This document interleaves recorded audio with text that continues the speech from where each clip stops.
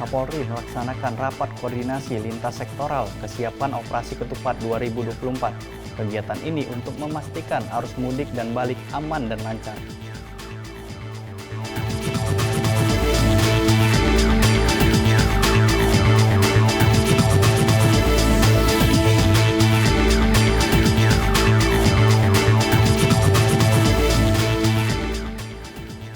Polresta Bandara Soekarno-Hatta berhasil mengungkap dugaan kasus tindak pidana perdagangan orang. Dalam pengungkapan ini, polisi berhasil mengamankan 3 orang terduga pelaku dan sudah ditahan di rutan Polresta Bandara Soekarno-Hatta.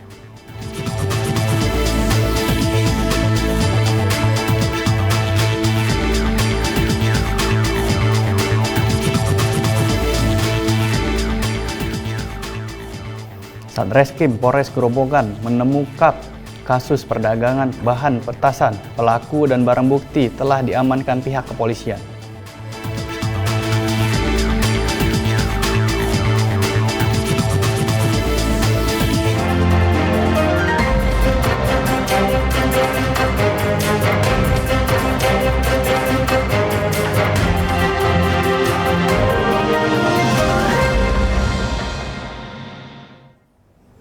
Selamat pagi pemirsa, Presisi Pagi kembali hadir edisi Selasa 26 Maret 2024. Selain 3 berita utama tadi, selama 1 jam ke depan kami juga telah menyiapkan sejumlah informasi terkini lainnya. Bersama saya Bribda Zulhami Abdi, inilah Presisi Pagi selengkapnya.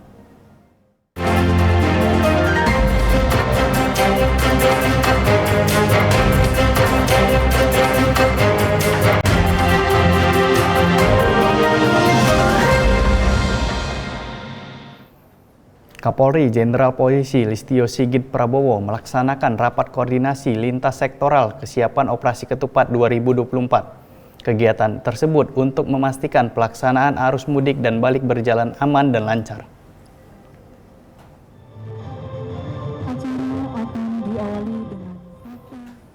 Kapolri Jenderal Polisi Listio Sigit Prabowo mengatakan operasi ketupat 2024 akan berlangsung kurang lebih selama 13 hari.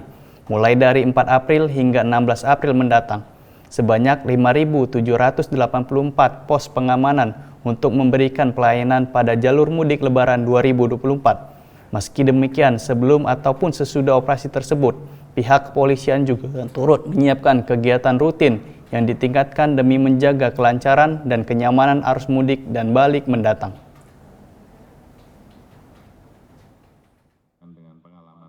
Untuk mudik kali ini kita mempersiapkan strategi terkait dengan rekayasa lalu lintas yang akan dilaksanakan, termasuk sebelumnya didahului dengan survei khususnya di jalur yang dimulai dari Banten sampai dengan Jawa Timur untuk mengetahui titik-titik mana yang harus diperbaiki, mulai dari jalur-jalur yang terjadi kerusakan maupun jalur-jalur yang perlu ditambah dengan tanda-tanda ataupun marka jalan, termasuk juga wilayah-wilayah yang selama ini menjadi rawan laka. Kita juga mengevaluasi buffer zone, khususnya yang akan masuk wilayah penyeberangan ke arah Merak, karena juga ini biasanya potensi terjadi kepadatan sehingga masyarakat mau tidak mau harus menunggu beberapa jam untuk masuk Merak. Tentunya buffer zone juga menjadi evaluasi kami, baik yang mengarah Merak ataupun sebaliknya, dan juga yang ke Tapang, Gilimanuk dan sebaliknya. Jadi ini menjadi bagian yang kita persiapkan agar mudik tahun 2024 ini betul-betul bisa berjalan aman. Dalam rangka mudik Idul Fitri 2024, TNI telah menyiapkan program mudik gratis dengan mengungkap kapal perang, khusus bagi penumpang, angkutan, dan pengendara sepeda motor yang akan mudik dari Jakarta ke wilayah Pulau Jawa. Berikut pernyataan langsung dari Panglima TNI, Jenderal Agus Subianto usai agenda rapat koordinasi lintas sektoral Operasi Ketupat 2024 di Hotel Bidakara, Jakarta Selatan. KRI jenis LVD yang bisa menampung 500 personil dengan perlengkapannya mungkin seperti sepeda motor. Itu setiap tahun kita perbantukan dari Jakarta, pemudik dari Jakarta menuju ke Semarang atau Surabaya. Satu kapal KRI itu 500 orang. Kemudian juga kita siapkan Hercules jenis C-130 apabila diperlukan, kemudian juga helikopter, dan di wilayah-wilayah kita siapkan juga mobil derek dan ambulan apabila terjadi pemudik ada yang mogok, kita derek, dan apabila ada yang laka-lalin kita bantu dengan ambulan. Di tengah terjadinya banjir di wilayah Jawa Tengah yang sempat melumpuhkan lalu lintas, Polri akan menyiapkan titik-titik alternatif pada mudik Lebaran 2024 mendatang. Berikut pernyataan dari Kapolri Jenderal Polisi Listio Sigit Prabowo dalam agenda rapat koordinasi lintas sektoral Operasi Ketupat 2024 di Hotel Bidakara, Jakarta Selatan. Titik-titik yang masih terendam banjir, karena memang tadi disampaikan oleh Kepala BMKG bahwa memang cuaca pada saat arus mudik itu kemungkinan ada yang masih hujan dengan taraf sedang dan ada juga yang hujan dengan taraf ringan. Oleh karena itu kita juga siapkan titik-titik alternatif. Ada 115 yang terdeteksi dan kita siapkan 112 titik alternatif. Dan ini tentunya akan kita sosialisasikan sehingga masyarakat bisa menghindari titik-titik yang terendam banjir. Itu yang mungkin nanti akan terus kita sosialisasikan dan menjadi penekanan kita bahwa setiap dinamika yang terkait dengan masalah rekayasa, pengaturan di jalan untuk disosialisasikan, dan ini kami mohon kerjasamanya dengan rekan-rekan semua sehingga semua informasi-informasi yang akan digunakan oleh para pengguna jalan ini bisa terinformasi dan pengguna jalan bisa memilih kapan akan melaksanakan kegiatannya, kemudian kapan harus beristirahat. Ini menjadi Polresta Bandara Soekarno-Hatta berhasil mengungkap dugaan kasus tindak pidana perdagangan orang dengan tujuan negara Serbia. Polisi berhasil menangkap 3 orang pelaku dalam kasus ini. Polresta Bandara Soekarno-Hatta, Tangerang berhasil mengungkap dugaan kasus tindak pidana perdagangan orang yang hendak mengirimkan 10 orang calon pekerja migran Indonesia tujuan negara Serbia. Dalam pengungkapan ini, polisi berhasil mengamankan 3 orang terduga pelaku, warga Jakarta Barat dan warga Kota Bandar, Lampung. Ketiga terduga pelaku ini sudah ditahan di Rutan Polresta Bandara Soekarno-Hatta. Pengungkapan kasus perdagangan orang ini bermula dari adanya informasi terkait pemberangkatan 10 warga negara Indonesia untuk bekerja secara non-prosedural melalui Terminal 3 Bandara Internasional Soekarno-Hatta dengan tujuan ke Malaysia dan berakhir di Serbia. Atas laporan ini, penyidik menahan 10 WNI untuk dilakukan penyelidikan dan dimintai keterangan. Penyidik juga berhasil menangkap ketiga terduga pelaku perdagangan orang dengan peran yang berbeda-beda. Pelaku juga mengakui bahwa telah menjalankan tindak pidana perdagangan orang selama 7 kali pemberangkatan ke luar negeri sebagai PMI ilegal. Wakapolresta Bandara Soekarno-Hatta, AKBP Ronald FC Sipayung, mengatakan bahwa korban diberangkatkan ke Serbia untuk dipekerjakan sebagai tukang kayu di salah satu pabrik furniture.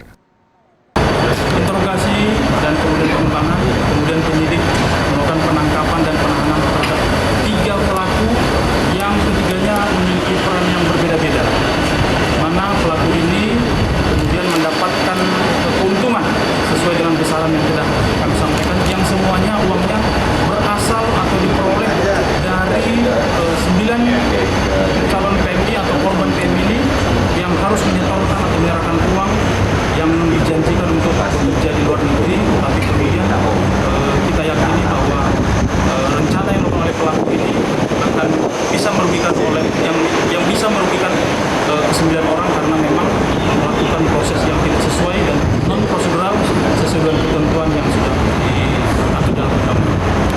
Atas perbuatannya tersangka terancam hukuman pidana penjara 10 tahun dan denda 15 miliar rupiah. Dari Humas Polresta Bandara Soekarno-Hatta melaporkan untuk Polri TV.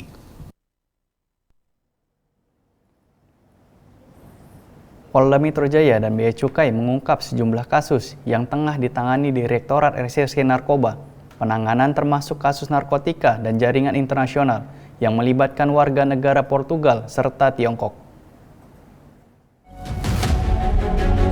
Direktorat Reserse Narkoba Polda Metro Jaya dan Dirjen Bea dan Cukai Kementerian Keuangan Senin 25 Maret 2024 merilis hasil kerja bersama pengungkapan kasus narkotika jaringan internasional. Dalam pengungkapannya, pihak kepolisian berhasil menggagalkan upaya memasukkan kokain cair ke tanah air melalui Bandara Soekarno-Hatta pada Minggu 17 Maret 2024.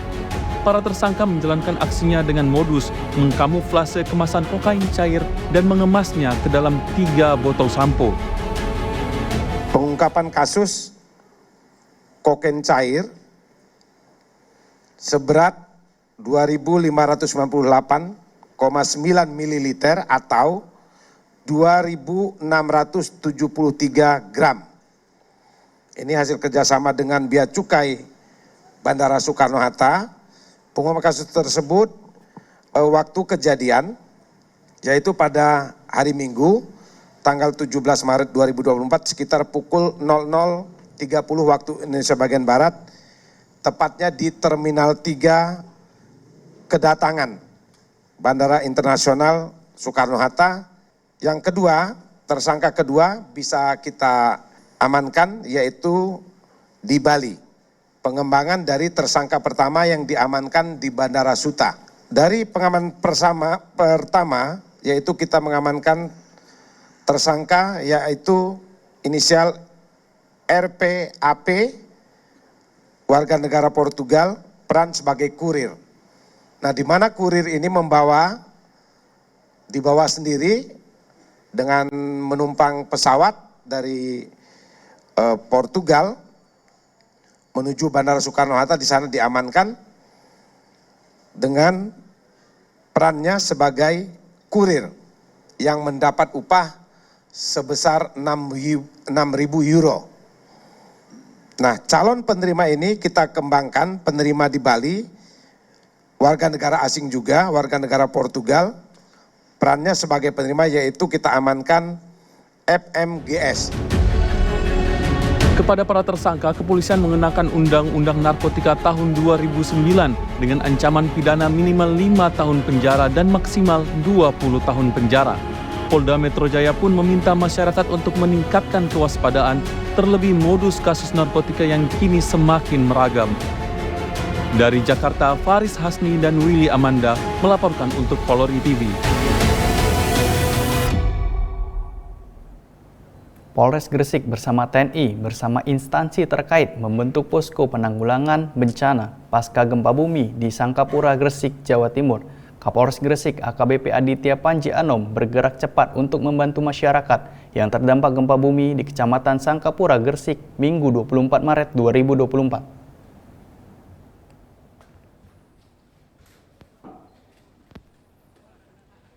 Kapolres Gresik AKBP Aditya Panji Anom melalui Kapolsek Sangkapura Ibtu Anas Tohari melakukan koordinasi bersama TNI, BPBN, BPBD, Kabupaten Gresik dan Provinsi Jatim untuk membantu warga terdampak gempa. Bantuan yang disalurkan meliputi makanan siap saji, selimut, tenda, sembako, dan keperluan lainnya. Semua bantuan dipusatkan di posko pendopo Kecamatan Sangkapura. Pada hari pertama, korban luka sudah ditangani pihak medis dan tim gabungan masih melakukan pembersihan maupun pendataan kerusakan bangunan. Kapolsek Sangkapura Ibtu Anas Tohari menghimbau masyarakat untuk tetap waspada dan mengikuti perkembangan informasi terbaru dari BMKG dan instansi terkait.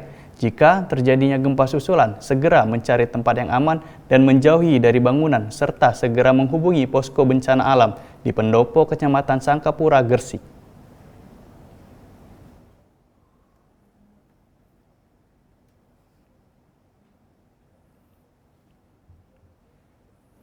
Polres Situbondo, Polda Jatim mengawal ketat aksi unjuk rasa oleh Aliansi Jasa Konstruksi Situbondo di kantor Dinas Pekerjaan Umum dan Perumahan Pemukiman Kabupaten Situbondo, Jawa Timur.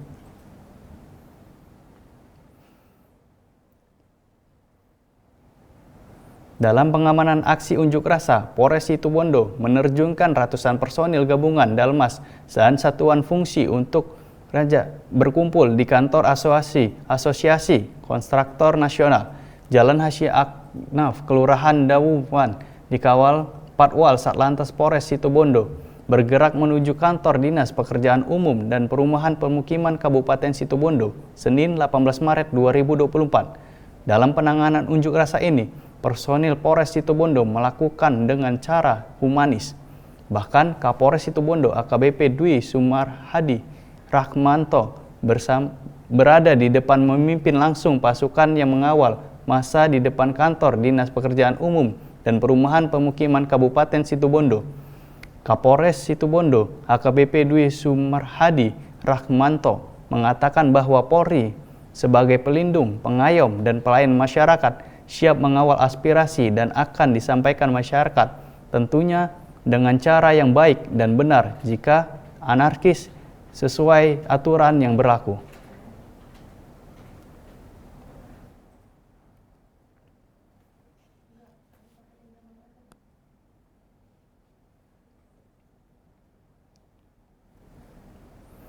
Mobil pickup yang mengangkut rombongan pengajian mengalami kecelakaan di Indramayu, Jawa Barat. Pada Senin pagi, 3 orang penumpang tewas di lokasi kejadian. Mobil pickup yang mengangkut 12 penumpang pengajian dari Bandung menuju Indramayu mengalami kecelakaan pada Senin pagi. 3 orang penumpang tewas di lokasi kejadian akibat peristiwa kecelakaan tersebut.